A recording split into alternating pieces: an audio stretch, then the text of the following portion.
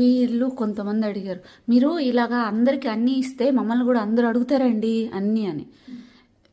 నేను మళ్ళీ మళ్ళీ చెప్తున్నా, నా చుట్టుపక్కల ఉన్న వాళ్ళు, మీరు బంధుత్వాల్ని మీ తోడబుట్టిన వాళ్ళు లేకపోతే మిగిలిన వాళ్ళు బంధుత్వాలు ఎత్తుక్కుంటున్నారు, కానీ మనతో ఉన్న వాళ్ళని బంధుత్వాలు ఎత్తుక్కోలే.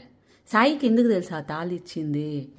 రోజు గొడవలు లేకపోయినా కూడా ఏదో ఒక టైంలో మీ వాళ్ళు పెట్టాలి కదా, ఎందుకు పెట్టలే అని ఒకటి.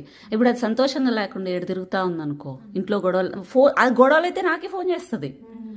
ఏయ్ చూడు అంటున్నాడు, తిడుతున్నాడు, నువ్వు చెప్పు అని. ఇక్కడ ఎట్లా అంటే ఒక ఆడబిడ్డను ఇచ్చేసినట్లుంది నాకు ఇక్కడ.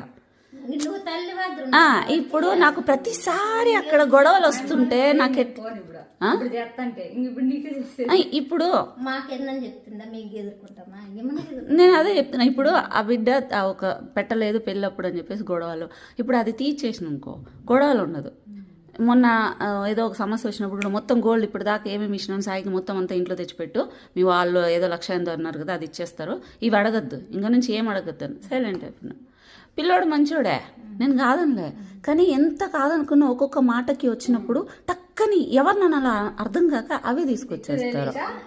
ఏమనాలో తెలియదు, దాన్ని ఏమన్నా అనాలంటే ఏమనాలా, క్యారెక్టర్ అనాలా, పని చేయదని అనాలా, పిల్లల్ని చూసుకోదనాలా, అన్నీ చేస్తుంది. పోనీ మొగుడు పెట్టదనాలా, ఏమని అడుగుతాడు, ఏమని అన్నీ బాగా పెడుతుంది. ఏమని తిట్టాలో అర్థం కాక వాళ్ళు పుట్టిని తీసుకొస్తున్నాడు. అక్కడ ప్రతిసారి ఈడకి వచ్చినప్పుడు అంతా కీచులాట.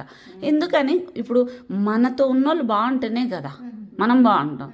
అందుకని ఇచ్చిన దానికి కూడా ఇదేంటి, ఎందుకు ఇస్తారో, అంటే జనం బయట వాడుకొని మనుషుల్ని అలవాటు అయిపోయి ఇప్పుడు ఒకరు బాగుంటే కూడా అర్థం కావట్లే.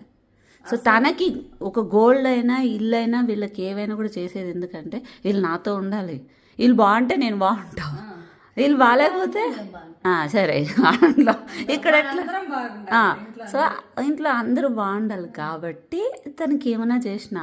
అంతేగాని వాళ్ళకి చేస్తే ఏమన్నా వస్తుందా, వీళ్ళు ఉంటారా. ఇక్కడ చాలామంది ఏం చేస్తారంటే ఆశించి చేస్తారు, అవతల వాళ్ళైనా యువతల వాళ్ళైనా ఆశించకుండా అరే సంతోషంగా ఉంటే బాగుంటుంది కదా అనే థాట్ వస్తే ఆ వైబ్ ఒకటి, పాజిటివ్ వైబ్ పని అంటే మనం చేసే దాంట్లో ఏ స్వార్థం లేకుండా చేసినప్పుడు కలిసి వస్తుంది.